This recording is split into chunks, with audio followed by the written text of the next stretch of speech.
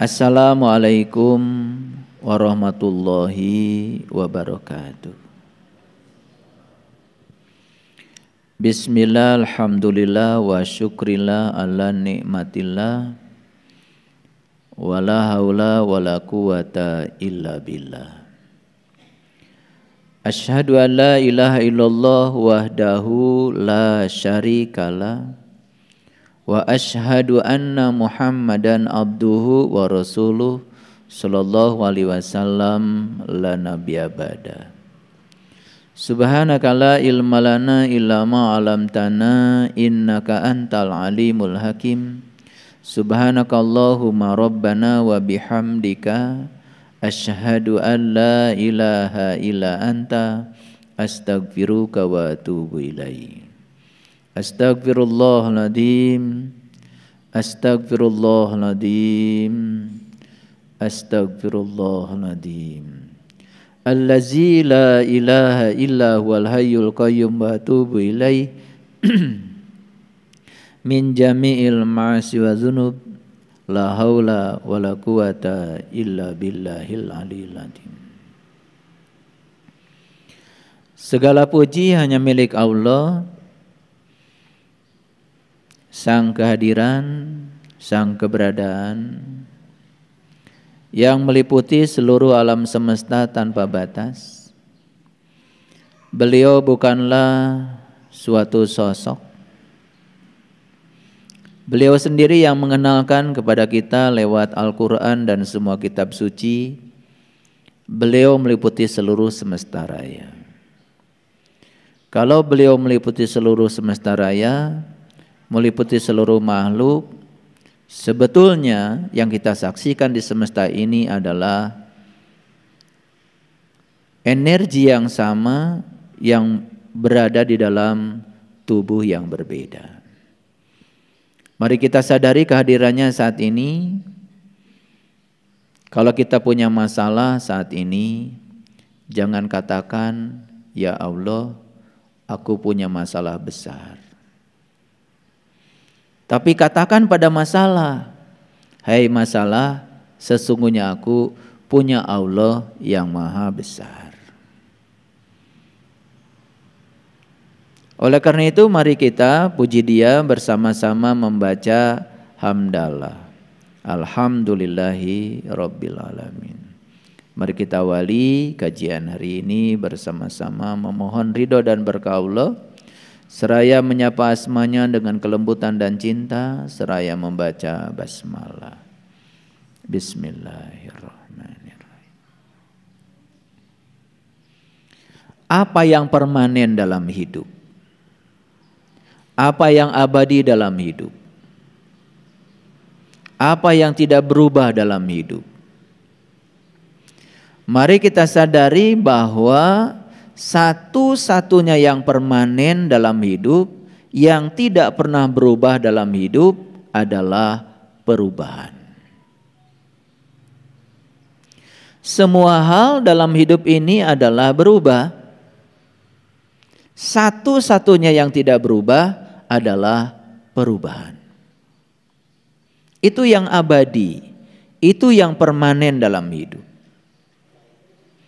Jadi kalau kita ini mencoba melawan perubahan, berarti kita sedang melawan sifat alam. Kalau kita coba-coba melawan perubahan, bersiap-siaplah untuk menderita karena kita sedang melawan hukum alam. Dan dapat dipastikan dan dibuktikan bahwa semua orang yang melakukan proses perlawanan pada setiap perubahan, bersiap-siaplah untuk kecewa dan sekaligus juga menderita. Seorang suami yang tidak siap menerima perubahan istrinya, dulu umur 20 seperti itu. Umur 25 seperti itu. Umur 30 seperti itu. Mungkin 30 sedang cantik-cantiknya, sedang seksi-seksinya.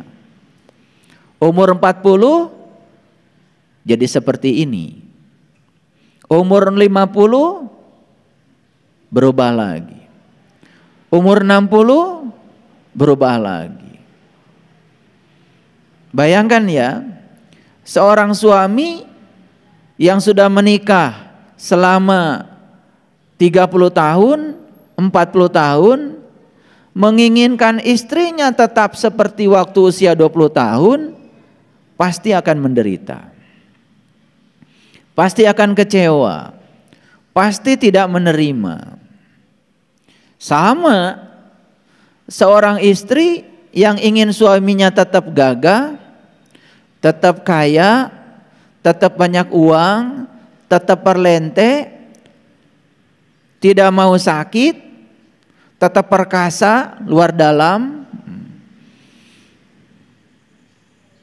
tetap bisa lari dengan kecepatan 60 km per jam, tidak mau menerima suaminya jalan diseret-seret, ingin seperti dulu terus gagahnya, bersiap-siap saja menderita. Jadi penderitaan jelas bukan karena perubahan. Penderitaan semua manusia berasal dari penolakan dia terhadap perubahan. Jadi saya pastikan siapapun manusia yang siap menerima perubahan dan membiarkan perubahan itu apa adanya, saya pastikan dia akan bahagia setiap saat. Jadi sebetulnya apa bahagia itu? Ternyata bahagia itu sederhana. Menerima setiap perubahan apa adanya. Dalam bahasa yang lebih bijaksana lagi, membiarkan setiap perubahan berlalu berjalan apa adanya. Nah, ada kata-kata membiarkan. Nah, kata-kata membiarkan ini harus dipahami. Membiarkan ini sebetulnya menerima kehadiran ilahi. Membiarkan itu artinya adalah mengembalikan semuanya kepada kesadaran murni. Membiarkan itu artinya percaya bahwa di balik semua perubahan itu ada sang keberadaan yang berjalan. Ada sang kehadiran. Itu namanya membiarkan. Karena kalau saya tidak beri penjelasan tentang kata membiarkan, bisa jadi kita salah persepsi. Karena membiarkan artinya adalah cuek saja. Membiarkan itu menyadari sebetulnya bahwa semua perubahan karena kehendak semesta. Semua perubahan karena sifat semesta. Semua perubahan karena hukum alam sedang berjalan. Siapapun yang ketika bercermin menghendaki dia tetap cantik seperti usia muda, tidak bisa menerima tubuhnya peot, tidak bisa menerima giginya ompong, saat bercermin pasti menderita. Lihat orang setelah bercermin. Sebelum bercermin dia biasa-biasa saja, rileks. Tapi setelah bercermin wajahnya menjadi kusut. Karena saat bercermin dia melihat kenyataan dia sehari ini dan kemudian dia menolak yang terjadi. Loh, kok pipi saya peot? Loh, kok mata saya burem? Loh, kok bibir saya sekarang gak simetri lagi? Saat kita melihat kenyataan kita dan kita menolak kenyataan yang terjadi karena kita tidak siap menerima perubahan yang terjadi pada diri kita, tidak siap bahwa diri kita dimakan usia, saat itu kita akan kehilangan kebahagiaan. Jadi apa sesungguhnya bahagia itu? Bahagia adalah menerima setiap perubahan apa adanya. Saya tidak bisa memaksa istri saya harus tetap cantik seperti dulu. Karena saya juga akan menua. Nah, menjadi tidak masuk akal ketika kita ingin orang lain tetap seperti itu, padahal kita tidak sadar diri kita hari ini pun sudah berubah. Jadi bahagia itu apa? Menerima setiap perubahan sepenuhnya, apa adanya, dan tidak menolaknya. Saya pastikan kita akan bahagia setiap saat.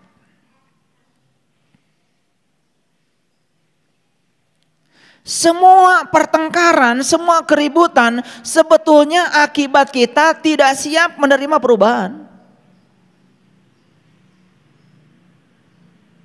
Betul apa tidak? Yuk kita sadari, sekali lagi yang permanen dalam hidup adalah perubahan. Yang abadi dalam hidup adalah perubahan. Tidak ada yang berubah.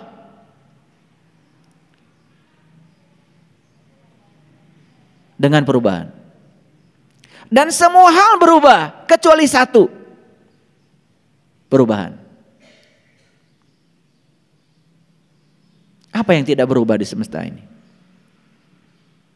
Semuanya berubah kecuali satu. Perubahan.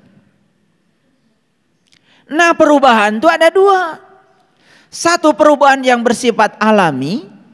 Yang kedua, perubahan yang bisa direkayasa oleh kita supaya perubahan itu terjadi. Nah, oleh karena itu, dan hari ini saya akan berbicara topik khusus, yaitu hijrah. Nah, apa sesungguhnya hijrah itu? Karena kita sering mendengar hijrah, hijrah, hijrah. Dan hari ini kita akan perdalam, baik dari sisi bahasa maupun dari sisi fakta, sekaligus dari sisi yang lebih konstekstual dalam kekinian. Baik, kita lihat dulu dari sisi bahasa. Ternyata kata hijrah ini sebetulnya bahasa Quran. Jadi kata hijrah di Quran banyak sekali. Nanti saya akan tunjukkan ya banyak ayat, walaupun tidak semuanya. Yang jelas kata hijrah ini adalah bahasa Arab. Dari kata hajaro, yuhajiru, muhajarotan, wahijrotan. Di mana kata ini berasal dari akar kata hajaro. Yahjuru hajron. Yang arti yang sebenarnya adalah satu, meninggalkan. Yang kedua, berpaling. Yang ketiga, memutus. Dan yang keempat, menahan. Silakan dicatat ya. Jadi hijrah itu arti yang sebenarnya satu adalah meninggalkan. Yang kedua adalah berpaling. Yang ketiga adalah memutus. Dan yang keempat adalah menahan. Jadi saya kasih contoh yang sederhana dulu ya. Meninggalkan kebiasaan lama yang tidak produktif, kemudian diganti dengan kebiasaan baru yang produktif, itu hijrah. Jadi meninggalkan. Yang kedua, berpaling. Ya. Kita berpaling dari kebiasaan-kebiasaan yang buruk, kemudian menuju pada kebiasaan baik. Itu hijrah. Memutus juga hijrah. Menahan juga hijrah. Jadi ada 4 ya kata penting yang tersimpan dalam kata hijrah. Yang pertama meninggalkan, yang kedua berpaling, yang ketiga memutus, dan yang keempat adalah menahan. Jadi termasuk juga menahan diri dari segala ya keinginan-keinginan yang senantiasa mendorong kita untuk ya menjadikan diri ini semakin ego, itu juga termasuk pada konteks hijrah secara global. Nah, sekarang mari kita masuk ya pada tataran sejarah sedikit. Hijrah yang kita kenal dulu itu kan sebetulnya adalah perpindahan tempat, di mana Nabi Muhammad melakukan hijrah, berpindah dari satu tempat ke tempat yang lain. Titik awal hijrah beliau adalah Mekah, dan Mekah itu artinya adalah kampung sebetulnya. Dan tujuan beliau itu adalah Madinah. Madinah itu artinya adalah kota. Jadi sebetulnya yang dilakukan oleh Rasulullah di zamannya saat itu adalah migrasi sebetulnya. Migrasi dari kampung ke kota. Migrasi dari Mekah ke Madinah. Kapan itu terjadi?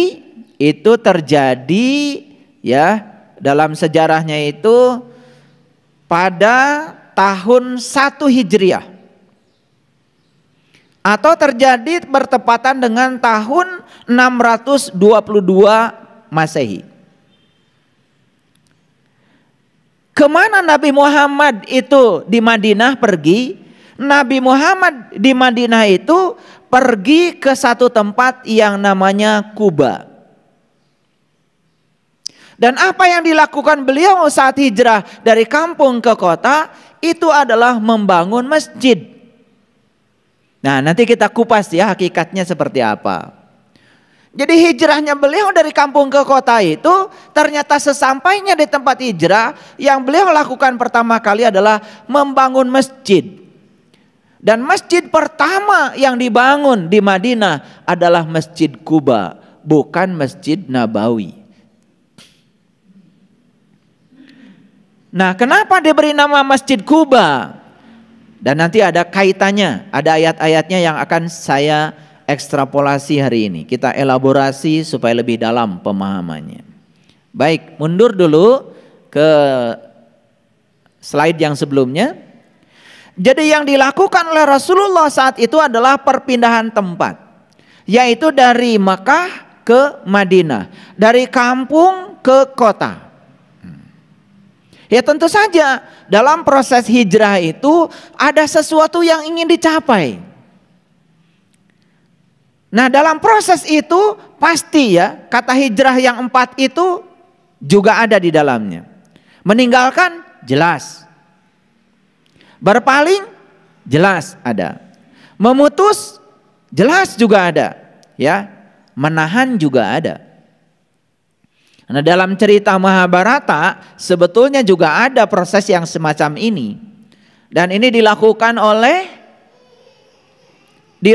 oleh rombongannya Pandawa. Nah apa yang terjadi ketika Pandawa itu hijrah? Perhatikan ya, ini agak filosofis sedikit. Ketika Pandawa itu diusir oleh Kurawa, sebetulnya ada kebodohan, ada kecerobohan yang dilakukan oleh Kurawa. Apa kira-kira kecerobohannya? Kalau Pandawa tidak diusir oleh Kurawa, seluruh tahapan-tahapan perkembangan yang dicapai oleh Pandawa diketahui Kurawa. Tapi begitu diusir oleh Kurawa, maka semua tahapan-tahapan yang dicapai oleh pihak Pandawa sama sekali tidak diketahui oleh pihak Kurawa. Maka Kurawa itu menjadi kalah oleh Pandawa karena buta kekuatan akibat kesalahannya sendiri mengusir pihak Pandawa. Makanya hati-hati ya, ketika seseorang diusir malah tidak terpantau. Tidak bisa diikuti tahap-tahapan perkembangan yang dia bisa lalui. Bahkan bisa jadi menimbulkan satu kekuatan. Itu juga yang terjadi pada Rasulullah. Jadi sebetulnya beliau itu pindah ke kota, pindah ke Madinah, sebetulnya satu, membangun sebuah kekuatan. Toh pada akhirnya kan beliau kembali lagi ke Mekah. Setelah memiliki sebuah kekuatan, setelah memiliki beberapa perubahan-perubahan kesadaran. Jadi walaupun kelihatannya di situ hanya pindah tempat, Tetapi saya yakin di balik perpindahan tempat itu ada transformasi batin yang diinginkan Rasulullah. Ada transformasi kesadaran yang diinginkan oleh Rasulullah. Maka yang pertama kali bangun ketika beliau pindah ke Madinah adalah masjid. Apa masjid itu? Kan dari kata masajid. Masajid itu adalah tempat sujud. Masajid itu tempat sujud. Ya tentu saja sujud yang dimaksud itu bukan sujud secara harfiah, bukan sujud secara fisik. Karena banyak orang secara fisik melakukan sujud, tetapi sesungguhnya secara mental, secara spiritual dia tidak sujud. Dan sujud yang melahirkan kekuatan yang dahsyat dan luar biasa adalah sujud bukan secara fisik, tapi sujud secara mental, sujud secara spiritual. Ini sebetulnya yang akan dicapai. Makanya tempat pertama yang beliau bangun adalah masajid, yang kemudian disebut masjid. Masajid itu dari tempat sujud. Nah, sujud kepada siapa? Nah, ini yang harus kita korek ya. Kalau berbicara transformasi batin, jelas sujud yang dimaksud adalah meningkatkan kepasrahan diri secara total, bahwa di dalam diri setiap manusia itu ada satu kekuatan besar yang harus diakses oleh setiap manusia, yaitu kekuatan yang maha dahsyat pada setiap manusia adalah kekuatan ilahi. Kan beda ya, orang yang kerja merasa dirinya bisa, dia akan berbenturan dengan berbagai macam keterbatasan. Tapi orang yang bekerja, saat bekerjanya lillah, saat bekerjanya billah, saat bekerjanya bismillah, saat bekerjaan mengaplikasikan alhamdulillah, itu dahsyat.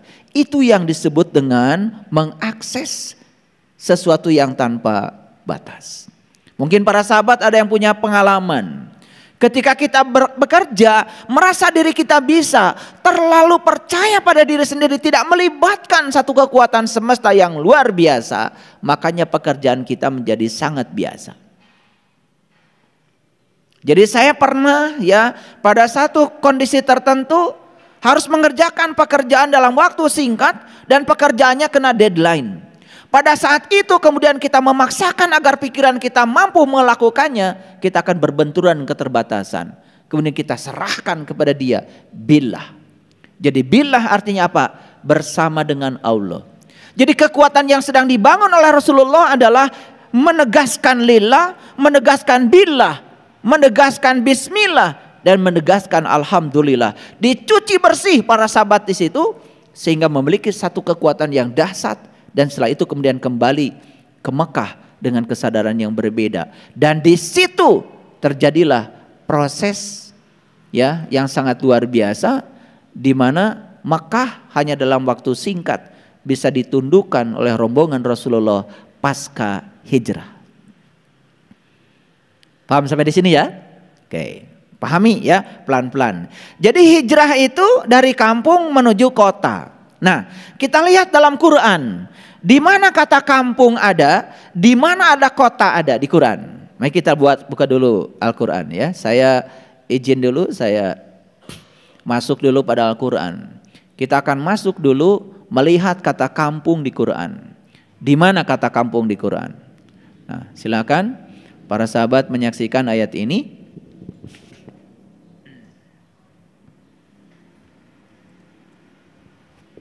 Ya, semoga bisa kelihatan dari belakang ya. Yuk kita lihat ayat ini ya. Dan sesungguhnya kalau kami perintahkan kepada mereka. Nah, kami di sini adalah Allah. Siapa mereka? Ternyata mereka di ayat ini adalah Bani Israel. Siapa Bani Israel? Bani itu adalah kaum, kelompok, Isra itu hanya berjalan, El itu Tuhan. Jadi Bani Israel adalah siapa saja orang yang mau berjalan menuju Tuhan, itulah Bani Israel. Apa pesan Allah kepada Bani Israel? Ini pesannya.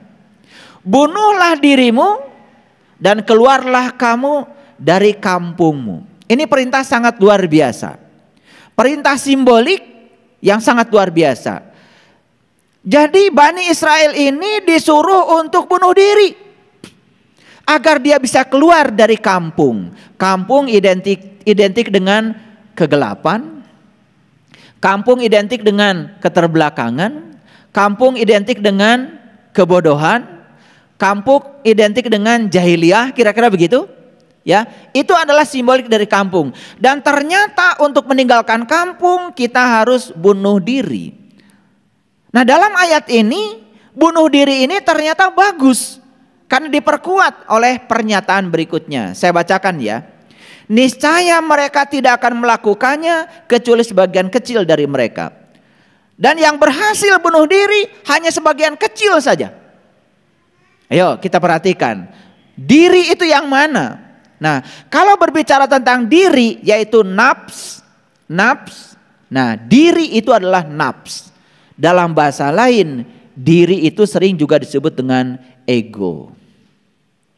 Jadi perintah bunuh diri sebetulnya adalah bunuh ego. Apa ego itu? Ego itu adalah pikiran palsu kita. Ego itu adalah diri palsu kita. Diri yang dikendalikan oleh pikiran yang tidak tercahayakan oleh nur ilahi. Itu yang disebut dengan diri palsu. Jadi sebetulnya perintah bunuh diri di sini adalah perintah untuk membunuh diri palsu kita. Karena ego cuma dua. Sering saya ulang-ulang. Yang pertama makanan ego adalah rakus, tamak, serakah terhadap apa yang kita ingin. Dan yang kedua makanan ego adalah benci terhadap apapun yang tidak kita ingin. Jadi kalau kita selalu rakus kepada yang kita ingin dan benci kepada yang tidak kita ingin, kita tidak bisa menerima yang kita ingin dengan yang tidak kita ingin dengan cara yang sama. Sebetulnya kita sedang membangun ego. Itu sebetulnya yang harus dibunuh. Dan yang bisa membunuh ini kata Quran hanya sebagian kecil dari mereka. Mari kita lihat ayat selanjutnya.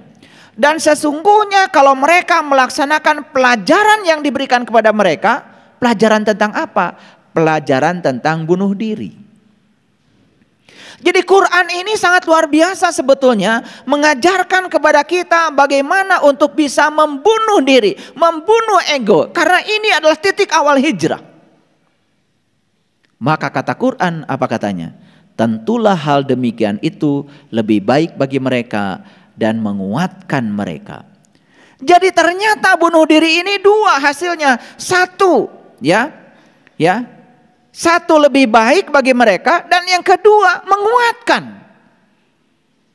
Nah, makanya hijrah ini sebetulnya membangun kekuatan. Karena apa? Tidak mungkin kita bisa menyelesaikan masalah di kesadaran saat kita menciptakan masalah. Jadi hijrahnya Rasulullah dari Mekah ke Madinah, dari kampung ke kota, sebetulnya inti sarinya adalah meningkatkan kesadaran untuk menyelesaikan masalah di kesadaran yang berbeda.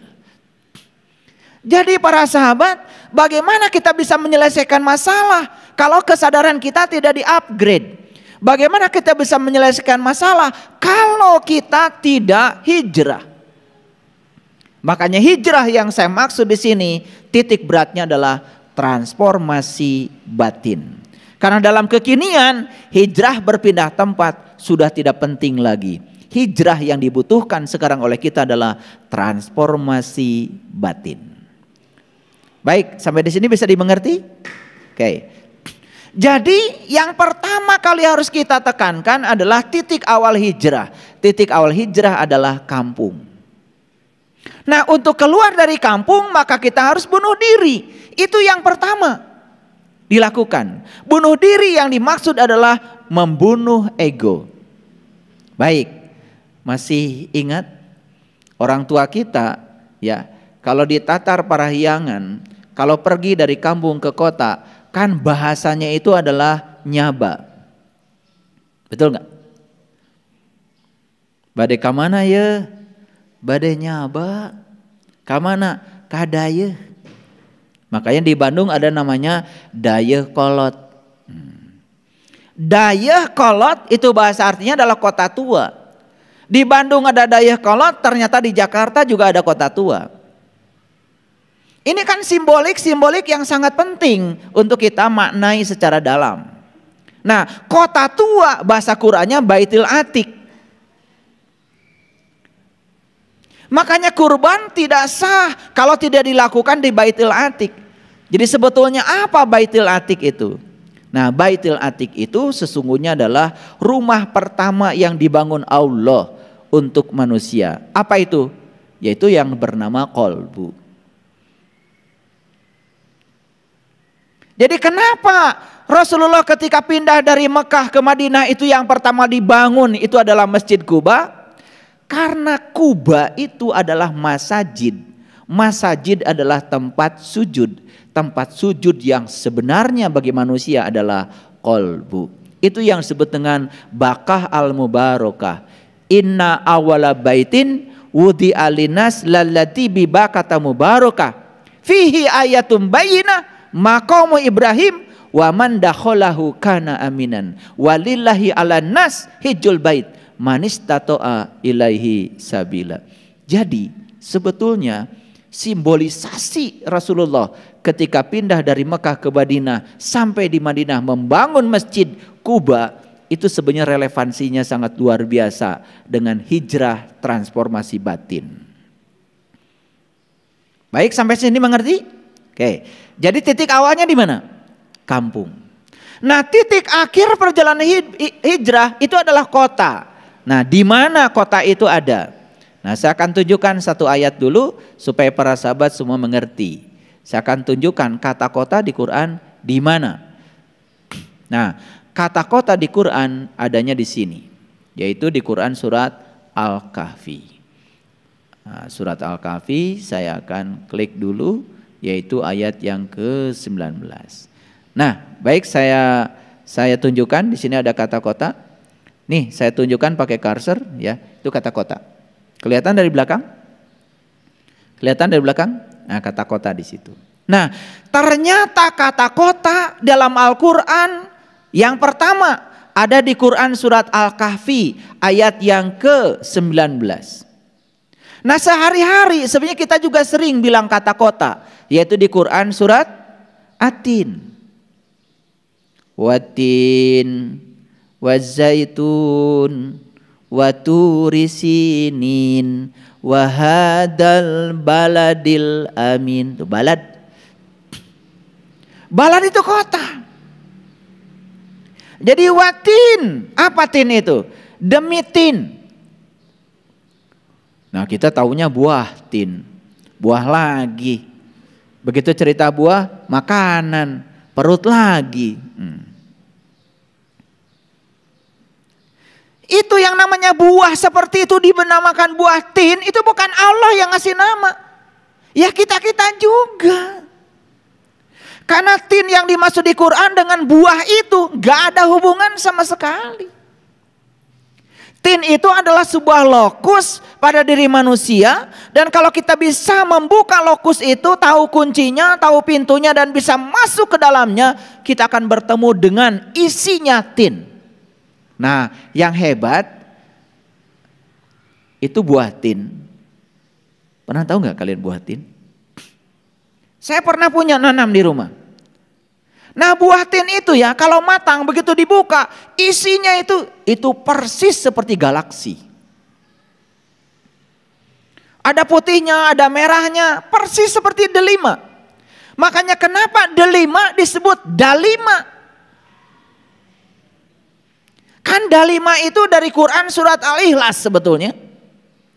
Allahu ahad, hiji tah. Allahu somad, dua tah. Lam yalid, tiga. Walam yulad, empat. Walam yakul lahu kufuwan ahad. Itu. Maka disebut dalima. Jadi sebutnya delima itu udah jadi bahasa Indonesia. Aslinya bukan delima, aslinya dalima. Dalima itu Quran surat Al-Ikhlas. Dan Al-Ikhlas itu adalah proses untuk menunggal. Sampai kita merasakan mengahad dengan Allah. Makanya perintah pertama Al-Ikhlas adalah kul. Kul itu katakan. Untuk siapa kata kul ini? Untuk yang sudah mengalami, yang sudah bisa mengahad dengan Allah, boleh ya mengatakan Allahu ahad. Yang belum merasakan bagaimana merasakan kehadirannya, belum mengahad dengan Allah, tidak boleh menyatakan Allahu ahad, karena yang disuruh untuk berkata adalah yang sudah mengalaminya. Kenapa 3 surat terakhir pakai kul? Karena kul itu perintah untuk yang sudah mengalaminya. Anda yang tidak pernah bagaimana merasakan, ya, merasakan pergi ke satu tempat, tidak boleh Anda cerita tentang tempat itu. Karena kalau cerita kan berbahaya. Apalagi kalau cuma tahu dari buku, atau tahu dari YouTube, atau tahu dari Google, atau tahu dari apa kata orang. Yang pernah saya ajak ke kampung saya, ke Garut, boleh cerita tentang kampung saya. Yang belum, cuma dapat kabar dari orang, jangan cerita. Yang boleh cerita itu yang sudah ngalamin. Makanya 3 surah terakhir pakai kul, karena apa? Itu surah terakhir, berarti kan sudah puncaknya pengalaman. Nah, kira-kira buatin tuh isinya persis kayak dalima, tetapi dalima versi kecil. Makanya kalau dibuka itu, dalamnya itu persis galaksi itu. Kayak mawar merah. Nah, di Quran dikatakan kan, mawar merah itu simbolisasi dari orang yang sudah terbuka mata kalbunya. Maka siapa yang sudah terbuka mata kalbunya, kata Quran, maka dia akan menyaksikan merah mawar. Faidang sakotis samau fakanat wardatan kadihan fabi ayyi ala irabbikum tukaziban. Siapa yang langit ruhaninya sudah terbelah, maka dia akan menyaksikan merah mawar di dalam dirinya. Merah mawar simbolisasi dari supernova. Supernova adalah asal muasal semesta. Oh, jadi nyambung semuanya.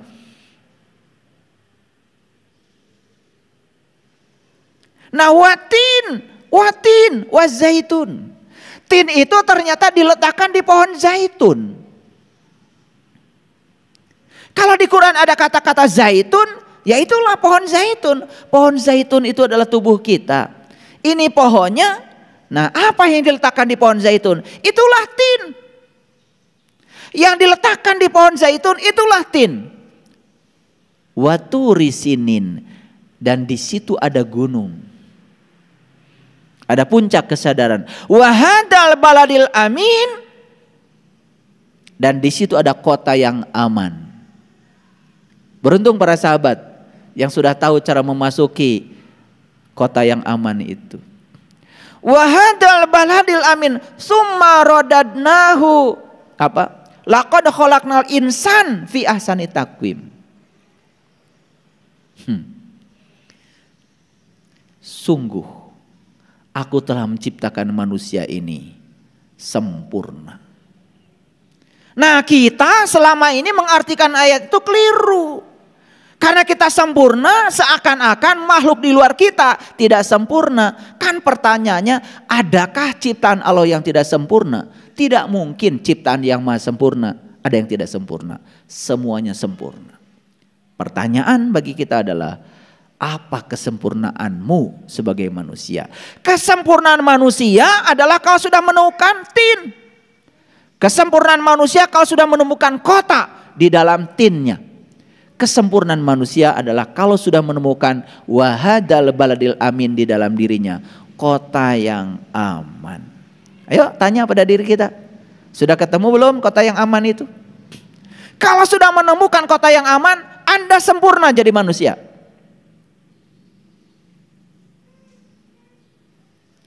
Summa rodadnahu asfala safilin. Siapa saja yang tidak menemukan kesempurnaannya sebagai manusia, maka dia akan menjadi aspal. Aspal tahu? Asli tapi palsu. Kelihatan sebagai manusia padahal bukan. Kata Quran, ulaika kal an'am. Jadi aspal itu kelihatan saja manusia, tetapi dia tidak punya aspek kemanusiaan. Kan ada tuh manusia yang serakah. Ada nggak manusia yang tidak punya rasa cinta kasih pada sesama? Ada nggak manusia yang berani membunuh orang lain semena-mena? Tidak layak disebut manusia karena tidak punya sisi yang paling unggul pada dirinya, yaitu aspek kemanusiaan. Summa rodadnahu asfala safilin illal ladzina amanu wa amilus solihati falahum ajrun ghairu mamnun. Keren banget. Di situ cerita kota yang lengkap. Nah, di Quran surat Al-Kahfi juga cerita kota. Nah, mari kita lihat kota yang ada di sini. Dan demikianlah kami bangunkan mereka. Ini perjalanan siapa? Ini perjalanan Ashabul Kahfi saat masuk ke dalam gua. Siapa Ashabul Kahfi dan mana guanya? Saya kasih tahu. Ashabul Kahfi adalah orang yang sedang masuk ke dalam gua. Mana gua? Gua itu bahasa Indonesia yang sudah biasa dilakukan dan dibicarakan di Jakarta. Orang Jakarta bilang saya apa? Gua. Orang Arab bilang saya anak. Orang Jakarta udah lebih maju lagi, bilang dirinya gua. Coba. Apa gua? Saya. Mana bagian yang paling penting dari saya? Nih, dari leher ke atas. Coba kalian kalau berfoto. Kalau berfoto bersama, pasti kalian ingin tahu mana gua.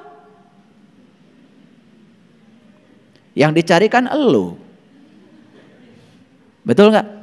Iya. Jadi gua itu adalah identitas diri. Identitas diri itu adanya dari sini ke atas. Itulah gua, itulah gue, itu elu, itu anak, itu aku, itu saya. Dan demikianlah kami bangunkan mereka agar mereka saling bertanya di antara mereka sendiri. Siapa yang dibangunkan? Yuk, siapa yang harus dibangunkan? Yang tidur. Siapa yang tidur?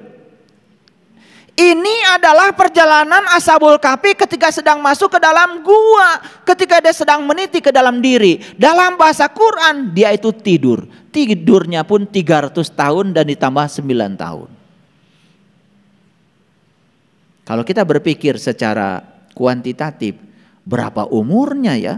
Tidurnya saja 300 tahun dan ditambah 9 tahun. Itu bahasa Quran. Itu lagi-lagi bahasa simbolik. Jangan dipahami letterlek. Kalau tidurnya 309 tahun, dan bahasa Quran bukan 309 tahun. Tidurnya itu 300 tahun dan ditambah 9 tahun.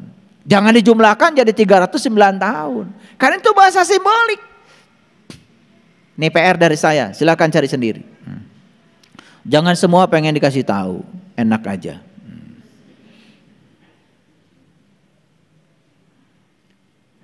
Demikianlah kami bangunkan mereka agar mereka saling bertanya di antara mereka sendiri. Berkata salah seorang di antara mereka, sudah berapa lama kamu berada di sini?